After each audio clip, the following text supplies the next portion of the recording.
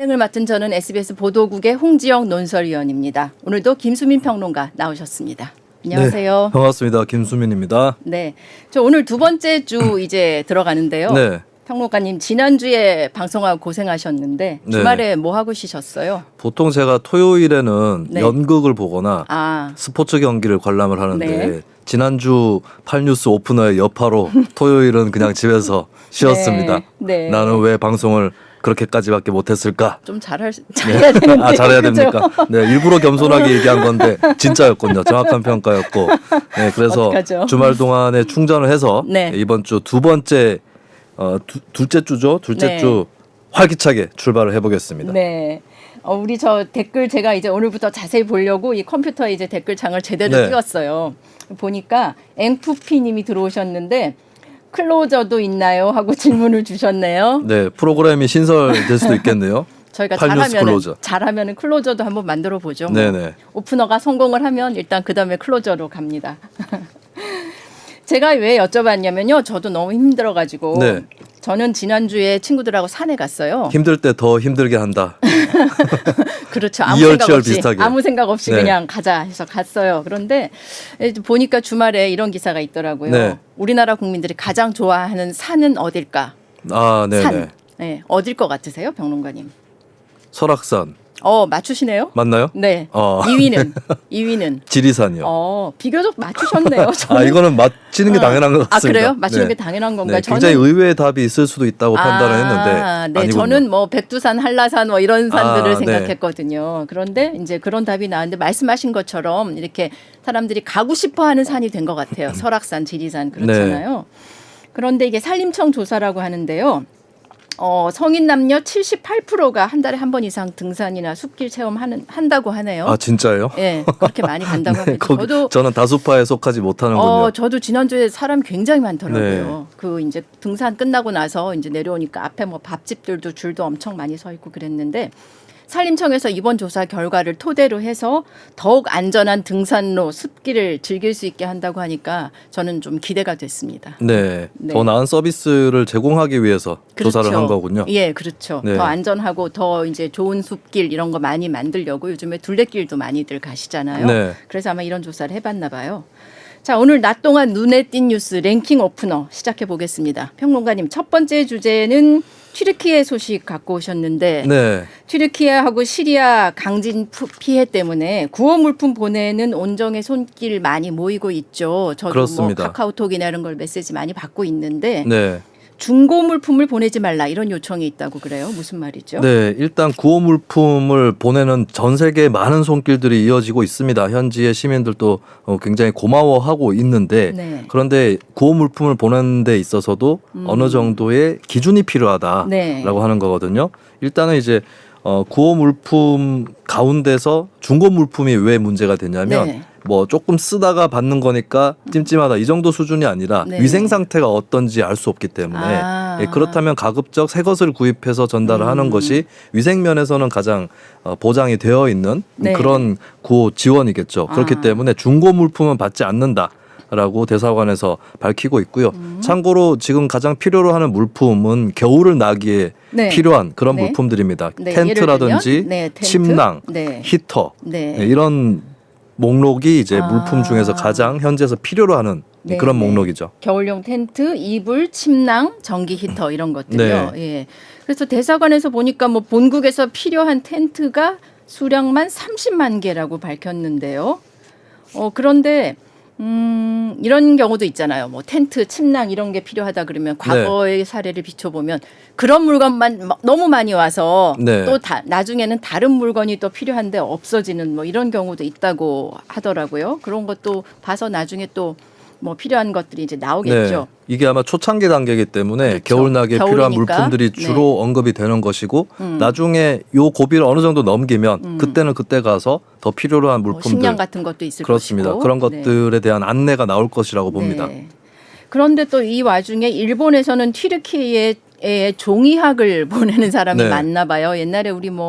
옛날에 팬심에서 종이학 1000개 만들어서 이런 거 있었는데 종이학을 도대체 일본에서 왜 보내길래 이런 보도가 나왔을까요? 네, 이게 전례가 있는데 네. 우크라이나 전쟁이 일어났잖아요. 네. 우크라이나 쪽에 구호 물품을 보내는 과정에서 네. 어떤 일본 시민이 4,200마리의 종이학을 접어서 그것도 우크라이나의 상징색입니다. 파란색, 노란색 그렇죠. 이렇게 되어 파란색, 있는 노란색. 국기에 그렇죠. 있는 색깔을 따서 물론 거기에는 여러 정성이 들어가 있었을 것이고 네. 우크라이나의 평화를 바라는 마음이 들어가 있었겠지만 당장의 전쟁의 참상을 겪고 있는 우크라이나 시민들한테는 도움이 되지 않는다라고 그렇죠. 해서 여론의 질타가 있었습니다. 당장 빵도 물도 없는데. 그렇습니다. 네. 뭐 나중에야 그것이 추억이 될 수 있겠고 또 심신을 안정시키는 어떤 촉매제가 될 수는 그렇죠. 있겠지만 바로 뭐 포탄이 터지고 이런 상황에서는 네. 필요 없는 물품이고 받는 사람 입장에서도 좀 당혹스러울 수 있는 거거든요. 네. 그런 네. 전례가 있기 때문에 이번에도 굉장히 긴급한 상황이다. 그렇죠. 그래서 이제 현재 단계에서는 종이학과 같은 물품은 보내지 않는 것이 맞다 이런 얘기들이 일본에서 나오고 있습니다. 네, 위생 문제 때문에 중고 물품 안 되고 종이학도 필요 없고 지금 당장 겨울나기에 필요한 것들, 겨울용 텐트, 이불, 침낭, 전기 히터 이런 것들이 필요하다고 합니다. 참고하시면 될 것 같습니다. 자, 그리고 두 번째 랭킹 뉴스 넘어가 보겠습니다. 1원짜리 참기름병이 국보로 둔갑했다. 이런 소식이 있네요.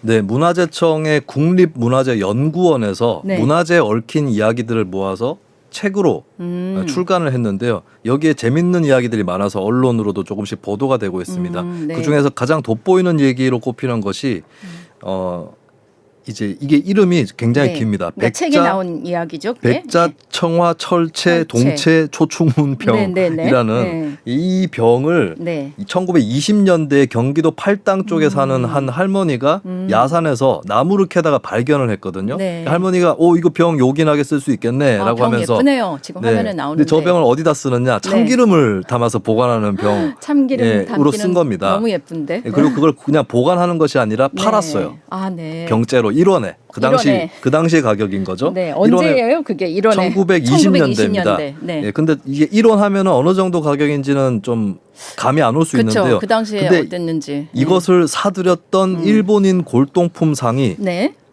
이거 조선 백자다 아, 그래요. 해가지고 되팔았어요. 어디가. 역시 골동품상은 보는 눈이 있네요. 근데 되팔 때 가격이 60원이었다. 60배? 60배가 점프를 한 겁니다. 네. 예, 그렇게 해서 거치고 하면서 거쳐서? 결국에 간송 전영필 선생 많이들 네. 아시죠? 문화재에 네네네, 그렇죠. 조금 관심 있으신 네네, 분들은 네. 예, 전영필 선생이 소장을 하게 됐고 최종 값은 기와집 15채 값이었다. 네. 예, 1원에서 시작해서 계속해서 네, 부풀어 오른 네, 네. 것이죠. 간송 선생님 책에 보면 그런 얘기가 많이 나와요. 네. 기와집 몇 채 값에 뭐 물건을 사들였다 이런 네. 얘기들 많이 나오는데, 자, 문화재가 그 학술적인 예술적 가치를 알아보는 것도 쉬운 일이 아니지만은 이 소장하는 과정 자체도 굉장히 힘든 경우, 그런 에피소드들도 여기 소개가 돼 있나 봐요, 이 책에. 네, 대표적인 사례는 서경우, 서문종, 초상. 네.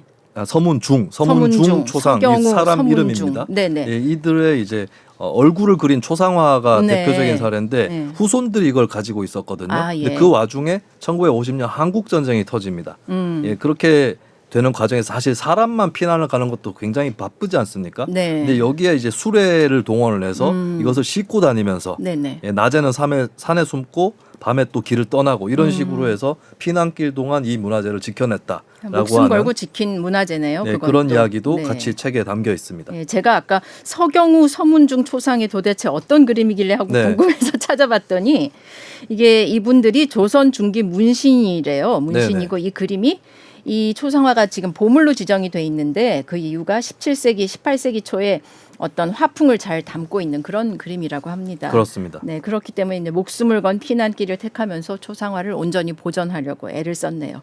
지금까지 8시 뉴스 오프너가 주목한 랭킹 뉴스였습니다. 자, 이제 오늘의 본격 토크, 이슈 토크로 들어가 보겠습니다. 주말 동안에 정치권 이슈들이 많았어요. 그 전에 참 오늘 8시 뉴스 톱은 네. 검찰이 제가 조금 전에 본 소식인데요. 검찰이 곽상도 전 의원의 그 뇌물수수 혐의에 무죄를 선고한 법원 판결에 불복해서 항소했다는 소식. 다들 좀 국민적인 공분이 컸었잖아요. 네. 예, 뭐 50억의 퇴직금을 받았다. 30대 초반에 대리가 뭐 5년 직장 생활하고 50억 받았다는 것 가지고 굉장히 논란이 많이 됐었고 뭐 이게 나라냐 뭐 이런 얘기들이 많이 있었습니다. 그래서 결국 검찰도 이례적으로 항소를 했다는 그런 소식을 8시 뉴스톱에서 다루게 될 것 같고요. 오늘은 우선 이슈톡 오프너에서는 주말 동안 정치권 이슈들에 대해서 얘기를 좀 해볼 텐데 국민의힘에선 탄핵 공방이 커졌고 야권에선 김건희 여사 특검법을 두고 엇박자가 계속되는 모습이 연출되고 있습니다. 오늘의 주제 먼저 오늘 오전에 있었던 더불어민주당 박홍근 원내대표 교섭단체 대표 연설 먼저 들어보시겠습니다. 김건희 여사에 대한 특검 법안 이 부분에 대해서 박홍근 원내대표가 어떤 이야기했는지 한번 들어보겠습니다. 도이치모터스 주가 조작 사건 1심 판결은 부실한 검찰 수사와 어정쩡한 재판부가 합작한 결과였습니다. 공소장에 김건희 여사가 200번 이상 등장하고 공판 중 300회 이상 이름이 언급되었지만 검찰은 단 한 번도 소환 조사를 하지 않았습니다. 이에 재판부는 실패한 시세 조정이라며 공범들 모두 집행유예라는 솜방망이 처벌을 내렸습니다. 대통령실은 기다렸다는 듯 1심 선고가 나자마자 공범의 공소 시효가 만료됐으니 김 여사 의혹도 종결됐다며 서둘러 셀프 면죄부 주기에 바빴습니다. 검찰과 재판부, 대통령실이 삼위일체 가려 김건희 고하기에 나섰습니다. 대체 누가 대통령입니까? 불소추 특권이 김건희 여사에게도 적용됩니까? 김건희 여사는 죄가 있어도 신성 불가침인 것입니까?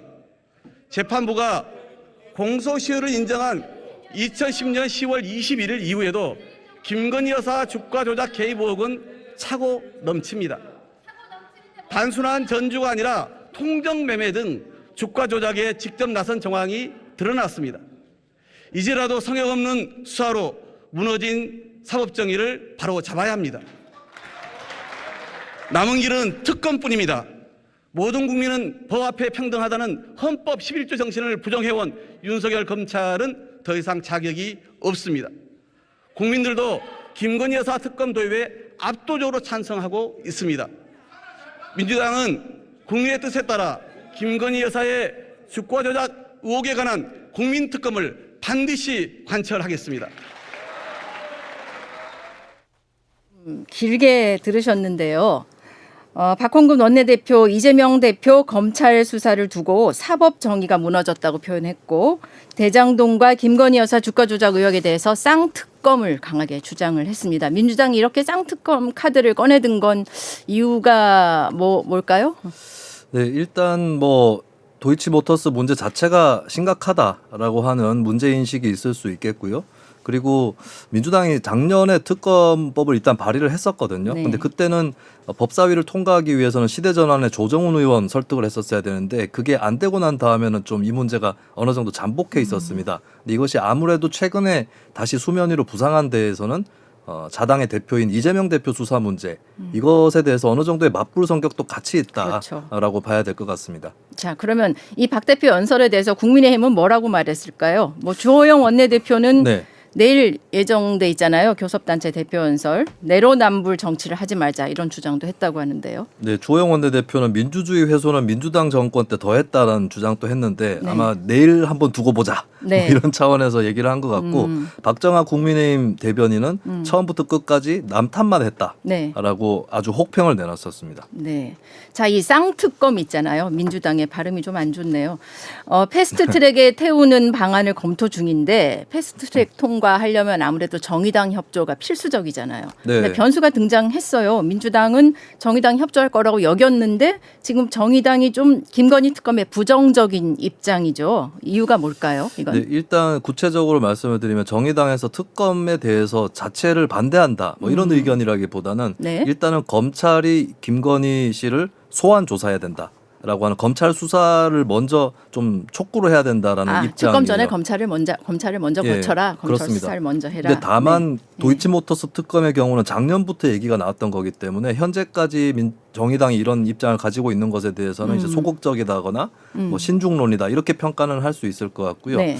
아무래도 정의당이 이제 최근 들어서 곽상도 전 의원 문제 때문에 네. 50억 클럽 특검을 제안을 했는데 두 가지 특검을 다 제안하기는 부담스럽다라고 생각을 할 수가 있고 네. 또 한편으로는 이제 과거에도 계속 나왔었던 민주당 이중대 논란을 어느 정도 의식을 그렇죠. 하고 있는 게 아닐까 네. 이렇게 보여지기 때문에 현재로서 좀 신중론을 펴는 것 같습니다. 네, 그래서 그 민주당 이중대 프레임에 예민해서 민주당 내에서는 정의당이 이 노란봉투법 처리를 놓고 거래하려고 그러는 거 아니냐, 뭐 이런 의견도 있다고 하는데요. 네, 그렇습니다. 그 이중대 논란 나왔을 때 보면은 뭐 네. 공수처법 개정이라든지 검찰 수사권 대폭 축소라든지 이것을 이제 정의당이 민주당에 가세할 때마다 나온 얘기가 정의당은 뭘 받기로 했나 이런 얘기들이 나오는 것이 굉장히 또 민감하게 받아들여질 수 있는 부분이었거든요. 네. 그렇다면 정의당이 중점적으로 추진해왔던 노란봉투법 같은 경우는 그 법안 자체가 옳다면 그 자체로 추진해야 될 것이기 때문에 뭔가 연계를 해가지고 같이 추진한다 이런 거에 대해서는 이제 정의당 입장에서도 굉장히 거부감을 피력할 수밖에 없는 그런 사안이 되겠습니다. 네. 그리고 이제 박홍근 원내대표가 또 이런 말을 했어요. 외계인도 만나는데 야당은 왜 못 만나냐 이런 말도 했는데 이재명 대표는 계속해서 지금 만남 요청하고 있잖아요. 그런데 차라리 만나면 서로 실마리를 풀 수 있지 않을까 하는 생각도 드는데 안 만나는 이유는 뭘까요? 일단 뭐 민주당에서는 만나고 싶다라고 얘기를 했기 때문에 만나지 않는 이유는 결국에 대통령실이나 여권에 있다고 봐야 될 것 그렇죠. 같은데요. 민주당은 이 여야의 영수회담 등을 통해서 어떤 민생을 위한 정치를 하겠다 이런 고지를 선점하고 싶어 한다면 대통령실 입장에서 이 대표와의 만남에 대해서 계속 지연이 되는 이유는 아무래도 현재 사법 리스크에 빠져 있는 이재명 대표이기 때문에 그러니까 어떻게 보면 윤 대통령이 검사 출신이다라는 것을 감안하고 비유를 하자면 네. 현재 피의자를 만나주고 싶지 않다. 아. 뭐 이런 생각이 아무래도 짙게 깔려 있는 게 아닐까 이렇게 풀이가 네, 됩니다. 그렇군요. 피의자로 생각한다. 네. 자, 이재명 대표가 정의기억연대 후원금 유용 혐의로 재판 넘겨진 그 윤미향 의원 1심에서 벌금형 선고받은 것에 대해서 페이스북에서 윤 의원한테 미안하다 이렇게 사과하기도 했잖아요. 네. 자기 또한 어느 정도 의심하기도 했다. 뭐 이런 고백을 하면서 미안하다라고 밝혔는데요. 사실 윤미향 의원 재판은 어느 정도는 이재명 대표에게 호재가 될 수는 있습니다. 물론 벌금형이 선고되기는 했는데 검찰이 애초에 잡아놨던 혐의의 다수가 무죄로 판결이 났기 때문에 네. 이재명 대표로서는 이것 봐라. 검찰이 기소를 해도 이렇게 무죄가 많이 나올 수 있다.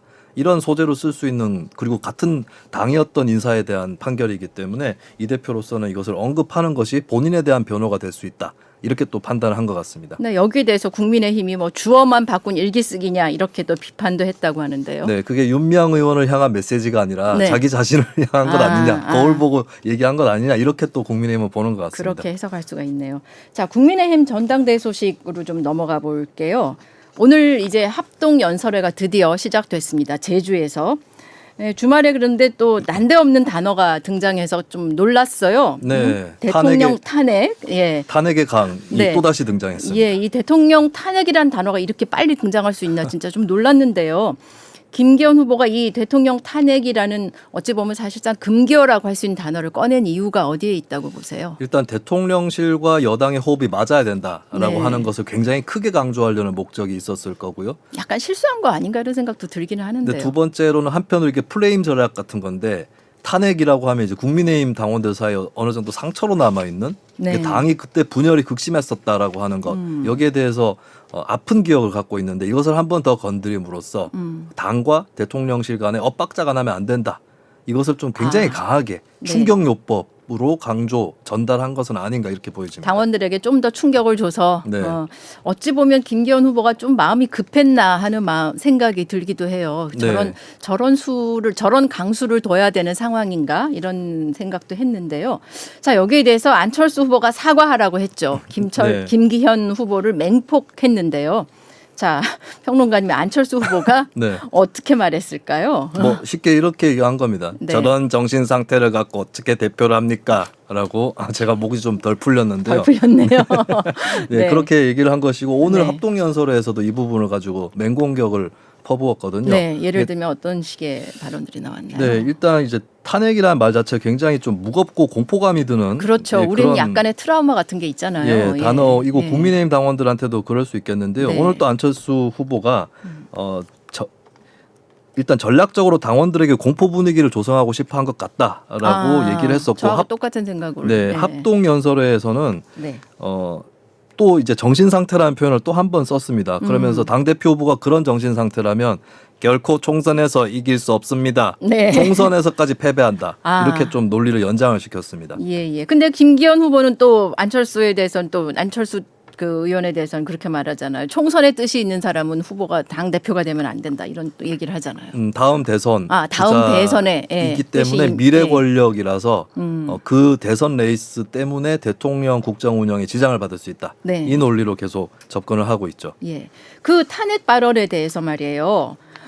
어찌 보면 우리뿐만이 아니라 실제로 불쾌했던 쪽은 네. 대통령실이었을 수밖에 없잖아요. 그래서 그런데 조용하더라고요. 조용하다가 오늘 오후에 부적절하다 이런 성명을 냈잖아요. 네.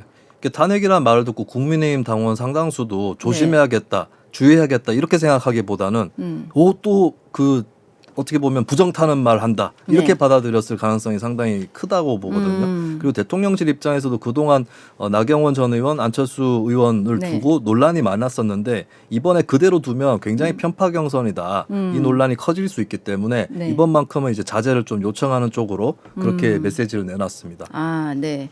그래서 김기현 후보도 뒤늦게 이제 아차했던 거죠, 그죠? 예, 라디오에서 윤석열 대통령을 향한 발언이 아니다 이렇게 수습에 나선 거죠. 그동안 늘 해왔던 얘기고 새삼스러운 얘기도 아니다 이렇게 설명하는데 자 김기현 후보의 심정은 어떤 거예요? 이게 이해가 되는 일단 얘기인가요? 조금은 예. 쩔쩔매는 것 같아요. 왜냐하면 새삼스러운 얘기가 아니다라고 얘기를 했는데 근데 새삼스러운 얘기가 아닌데 굳이 탄핵이라는 말을 꺼낼 필요가 있었을까? 그렇죠. 원론적인 얘기를 다시 한번 강조를 하는 것만으로 충분하지 않았을까? 네. 이런 지적은 나올 수밖에 없겠습니다. 예. 자, 이제 그 방송 토론도 남아 있잖아요. 천하람 후보가 그동안 방송 패널로 활약을 했었고 변호사 출신이고 그래서 더 강세를 보일 것 같다. 뭐 이런 얘기도 나오고 있는데 이 탄핵 공방하고 맞물려서 또 어떤 변수가 생길 수 있을까요? 근데 탄핵 공방이 계속 치열해질수록 천하람 후보는 뒤로 밀려나는 역효과가 있습니다. 왜냐하면 네. 김기현 대 안철수 이렇게 구도가 집중이 돼버리는 이게 그렇겠네요. 있기 때문에 네네. 천하람 후보로서는 사실 김기현 후보뿐만 아니라 안철수 후보에 대해서도 맹공을 펼쳐서 독자 노선을 펴야 되는 그런 상황이 있거든요. 그렇기 때문에 이 구도를 좀 다각적으로 짜는 데 있어서 고심이 더 필요한 것이 천하람 네. 후보의 입장이 되겠습니다. 네.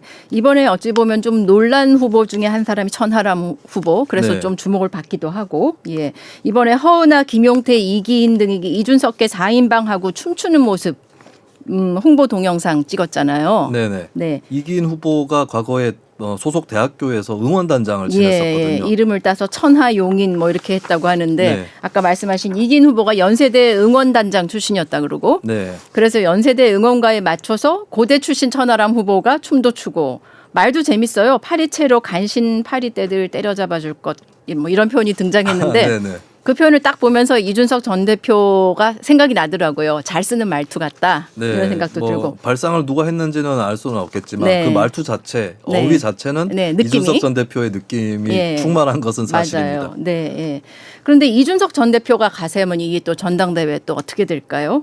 다음 더 복잡해지나 어떻게 되나 하여튼 좀 또 하나의 새로운 변수가 생긴 거잖아요. 네, 한편으로 이준석 전 대표가 적극적으로 가담해줘야 본인 지지층을 그 이준석계 후보들에게 전달할 수 있는 네. 이런 이점이 있는 건데 지나치게 개입을 할 경우는 이제 각 후보들의 어떤 강점이라든지 특징 이런 것들이 묻힐 수도 있다. 여기서 적절한 개입 수준을 찾아야 될 거다 이렇게 네. 전망을 해봅니다. 네. 이 국민의힘 그 당대표 선거전 최고위원하고 선거전 점점 좀 재미가 있어지는 것 같기도 하는데 한편으로는 또 이게 너무 정말 뭐 경쟁이 치열해지니까 이준석 전 대표가 뜬구름 잡는 얘기 하지 말고 과거 바른미래당이나 새정치민주연합 시절에 공천 문제로 당내 분란 일으킨 사람들 아니냐 이렇게 비판하면서 이제 물리는 그런 싸움이 된 모습인데요. 이 소식은 저희 다음 주에도 또 이번 주에도 계속해서 한번 알아보도록 하겠습니다. 자, 김수민 평론가님 수고하셨습니다. 네, 고맙습니다. 자, 두 번째 이슈 오프너는요. 역시 주말 내내 화제가 됐던 소식을 살펴보려고 합니다. BTS 소속사인 하이브가 SM 엔터테인먼트 이수만 창업주의 지분을 인수한다는 소식이었는데 주말 내내 많은 다양한 반응들이 나왔었죠. 특히 두 거대 공룡이 손을 잡는다면 K-팝 시장에 어떤 변화가 일어날지 관심이 많았습니다. 오늘 이 자리에 김헌식 대중문화평론가 함께 이야기 나눠보겠습니다. 안녕하세요. 네, 안녕하세요. 네, 자 이번 주말에 가장 핫했던 뉴스 같아요. 제 생각에는. 사실 이제 금요일 날 전격적으로 그렇죠. 금요일부터 시작해서 있어가지고 네. 굉장히 주말 내내 그게 증폭됐다라고 볼 수가 있겠죠. 그만큼 네. 초미의 관심사일 만큼 SM과 그렇죠. 하이브가 차지하는 비중이 크기 때문에 네네. 뭐 당연한 것이 아닌가. 그리고 K-팝 콘텐츠가 앞으로 세계로 진출할 때 굉장히 중요한 분수령이 될 거라고 생각합니다. 예, 뭐 대부분 다 아실 것 같기는 한데 이수만 하면 뭐 SM 엔터 업계 거의 조상벌이고 방시혁 뭐 BTS를 탄생시킨 하이브는 막내 아들뻘인 것 같은데 이 K-팝 성장 과정에 SM하고 하이브가 어떻게 기여했는지 간단히 요약하기가 쉽지 않겠지만 예, 둘을 비교를 간단하지 해서 않습니다. 말씀을 해주시면 어떨까요? 사실 시조세에 해당하는 것이 SM이죠. 네. 사실 우리나라의 기획형 아이돌이라는 것은 SM 이전에는 없었습니다. 그렇죠. 그래서 거기서 모든 것이 다 퍼져나갔다 해도 과언이 아니고요. 네. 실제로 1세대, 2세대, 3세대, 4세대 골고루 SM 출신들이 포진하고 있습니다. 네. 하이브 같은 경우는 주로 이제 방탄소년단을 비롯해서 그렇죠. 3세대, 4세대인데 3세대, 4세대 4세대. 같은 경우에는 오히려 하이브가 더 많습니다. 아, 예를 들면 엔하이픈이라든지 TXT 그리고 르세라핌 요즘에 또 인기가 있는 뉴진스에 이르기까지 네. 4세대는 지금 굉장히 성장 일로에 있기 때문에 네. 그런 면에서 SM은 뭐 전통이다 그리고 네. 하이브는 새로운 미래다 이런 이제 표현까지도 가능한 거죠. 예, 예. 그런데 이 두 기획사의 성격이나 정체성에 차이가 있다고 얘기를 하셨잖아요. 뭐, 네. 그러니까 예를 들면 SM은 뭐 이수만에 전적으로 의존하는 네. 그런 시스템인가요? 그래서 1인 사실 매니지먼트 시스템? 그런 부분들을 네. 좀 구체적으로 살펴보면은 네. 사실 기획형 아이돌이라는 거는 기획하는 사람이 따로 있습니다. 그게 이수만이든 다른 사람이든. 네. 그런데 하이브 같은 경우에는 방탄소년단을 어떻게 활동하게 했냐면 일정 정도의 자율성을 주는 거죠. 네. 컨셉이나 기획은 기본적으로 있되 구성원들이 뭐 노래도 작곡을 하고 또 작사도 하고 안무도 자기들끼리 협의하는 방식으로 가는데 그건 이제 1세대 SM 모델에는 없는 거거든요. 아, 그렇기 때문에 요즘에는 아이돌이라고 부르지 않고 아티스트라고 부르는 이유가 그 때문입니다. 아, 전반적으로 스스로 해 나간다는 거예요, 자기 자기들끼리. 스스로 네. 이제 창작자 예술가의 정신들을 실현하는 것이죠. 네. 그래서 1세대부터 기획형 아이돌을 시작해서 요즘에는 아티스트 수준으로 가고 있는 점, 그 네. 정점에 이제 하이브 소속 가수들이 있다고 보시면 되겠습니다. 네. 그러면 어쨌든 업계 후발 주자인 하이브가 선두였던 SM의 최대 주주가 됐다는 것만으로도 깜짝 놀랄 만한 일이잖아요. 사실 네. 아무도 예상을 못했습니다. 그렇죠. 왜냐하면은 SM 같은 경우는 시조새끼 일종의 이제 할아버지에 해당이 되기 때문에 손잡벌에 해당되는 하이브와 손을 잡을 것이냐. 네. 특히 자존심이 허락하지 않을 수 있는 측면이 있거든요. 그리고 네. 현실적으로는 사실 SM과 하이브는 경쟁 관계예요. 네. 그런데 경쟁 관계에 있는 하이브한테 자신이 보유하고 있는 주식을 매각한다. 네. 전혀 생각하지 못했었고 업계에서는 카카오나 CJ E&M 중에 한 명이 이수만 지분을 가져갈 것이다라는 예측이 많았기 때문에 그런 면에서 굉장히 충격적이었고 논란이 될 수밖에 없는 것이죠. 네, 저희도 지금 질문을 하려고 했는데 지금 댓글에도 이런 질문이 들어왔어요. 엔터 시장에 거대 공룡이 출연하면 그 시장이 합리적으로 유지될지 의문이다. 이런 질문이 들어왔네요. 댓글창에. 이것은 이제 장점과 단점이 있을 수가 있겠는데요. 그래서 SM의 장점과 하이브의 또 장점, 단단점을 또 상호 보완을 할 측면이 있는데 네. 말씀하셨듯이 SM도 사실은 업계 1위였고 네. 또 하이브 같은 경우는 지금 새롭게 등극하고 있거든요. 네. 총 그 매출액을 보면 자산이나 이런 걸 비교해 보면은 사실 SM이 1위였지만은 지금 현재는 3배 이상 하이브가 앞서고 있는 상황인데 두 회사를 합치면 거의 10조 원 규모가 되거든요. 10조 원 규모. 그럼 사실 하이브 같은 경우는 처음에 흑수저 기획사라고 그래서 많은 분들이 좀 응원을 많이 해줬었습니다. 아, 그래요? 예, 거대 기획사에 맞서가지고 좀 제대로 음악을 해줘라. 맞아요. 처음에 그 연예부 기자들 얘기를 들어보면 방시혁 대표 초창기 시절에는 이제 기자들이 와서 네. 오면 이제 홍보실에서 불러서 저 방 대표도 좀 만나고 가 뭐 이랬다고 그런 얘기를 저 연예부 기자들한테 들었어요. 근데 뭐 지금은 뭐 너무너무 만나기 힘든 분이 됐잖아요. 그래서 올챙이적 생각 못 네. 할 수 있는 지경에 가는 건 아니냐 네. 이런 지적이 나오고 있는데요. 실제로 외형적 규모는 케이팝 네. 안에서 그렇게 될 가능성이 높고 그러다 보면은 작은 이제 중소업체 기획사들이 위축될 가능성이 있다라는 건데요. 네. 사실 우리 케이팝은 좀 다양성이 필요한 것이 사실입니다. 네. 그래서 SM과 하이브가 경쟁하는 것이 어떻게 보면은 뭐 출혈일 수도 있지만은 케이팝 다양성 관점에서는 SM 스타일과 하이브 스타일이 상호 경쟁하게 되면 케이팝은 좀 다양성을 확보할 수 있는 문제도 있거든요. 네. 그래서 이 독과점 문제하고 그다음에 음악적 다양성 문제에서 이 부분을 어떻게 해결할 것인가가 여전히 과제라고 볼 수가 있겠습니다. 그러네요. 우리 댓글에도요. 세컨스타라는 분이요. 이러다가 아이돌들 다 비슷해질지도 모르겠다. 뭐 이런 말씀을 그 남겨주셨어요. 말이 이제 정확하고 네. 그렇기 때문에 앞으로 SM을 만약에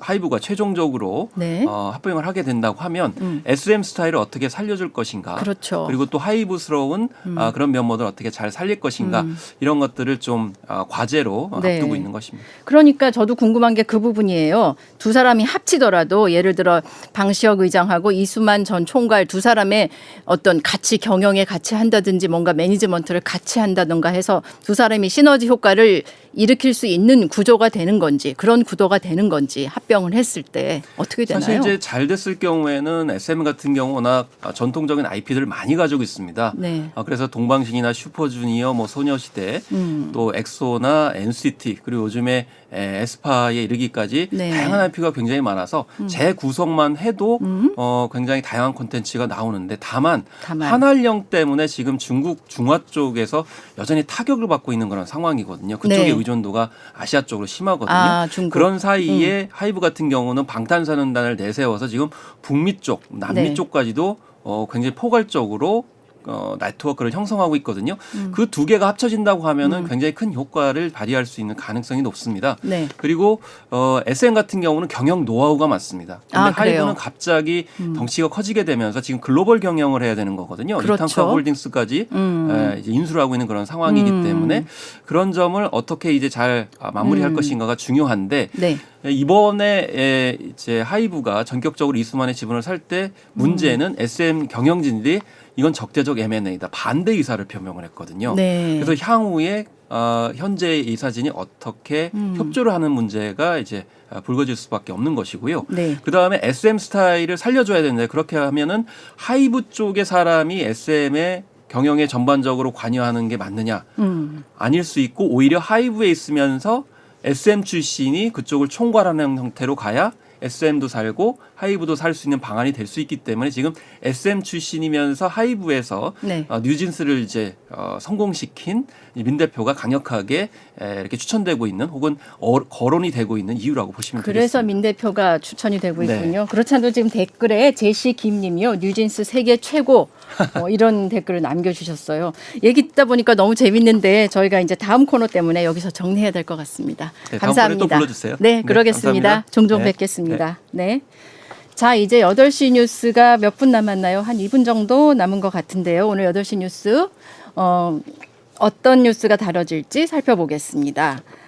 검찰이 곽상도 전 의원의 뇌물수수 혐의에 무죄를 선고한 법원 판단에 불복해서 항소했다는 소식 오늘 8시 뉴스 톱으로 다룹니다. 아까 말씀드렸지만 30대 초반 대리가 5년 일하고 퇴직금 50억 원을 받아서 국민적 공분이 굉장히 컸었는데요. 검찰도 오늘 재반 증거와 법리에 맞지 않는 부분이 있고 사회 통념과 상식에도 부합하지 않은 측면이 있다고 밝혔습니다. 이례적으로 판결에 대한 입장을 공개한 뒤에 항소했습니다. 항소심에서도 적극적으로 다룰 방침이라고 밝혔습니다. 경제 공동체 논란이 많이 됐었는데요. 그 경제 공동체라는 부분에 대해서도 선명하게 드러날 것 같다고 합니다. 여기에 대한 민주당과 정의당의 반응도 살펴보겠습니다. 자, 두 번째는 튀르키예 속보 소식 오늘도 8시 뉴스에서 빠질 수가 없습니다. 지진 발생 일주일째를 맞으면서 강진 사망자가 3만 3천 명 넘어섰고요. 그렇지만 생존자 중심 수색은 계속되고 있습니다. 오늘도 167시간 만에 생존자가 극적으로 구조됐다는 소식도 있습니다. 현재 특파된 SBS 김영래 특파원은 오늘 튀르키예 어린이 병원을 찾아가서 어린이 치료 실태, 어린이들의 이야기들을 자세히 들어봤는데 이 소식도 보실만 할 겁니다. 자, 다음 큐시트 소개는요. 요즘 그 소비자와 인테리어 공사 업체를 연결해주는 온라인 플랫폼 굉장히 많은데요. 특히 코로나 기간에 인테리어 하신 분들 굉장히 많으실 겁니다. 그러다 보니까 코로나 기간에 엄청난 특수를 맞았고, 사용하기 편한 온라인 플랫폼 이용자도 폭증했습니다. 그런데 이렇게 플랫폼을 통해서 공사업체와 계약한 사람들이 피해를 봤다는 제보가 이어지고 있습니다. 특히 1,500만 원 이상의 실내 건축 공사는 실내 건축 면허가 필요한데 건축공사 면허가 필요한데 플랫폼 측은 그런 확인조차 없이 그저 소개만 시켜주고 자기들의 책임은 없다는 입장인 겁니다. 그러니까 피해가 속출할 수밖에 없어요. 실효성 있는 소비자 보호 조치는 없는 건지 SBS 8시 뉴스가 취재했습니다. 지금 큐시트 소개하고 있는데 계속 뉴진스 이야기만 올려주시고 있는 분들도 많습니다. 자, 북한의 이번 열병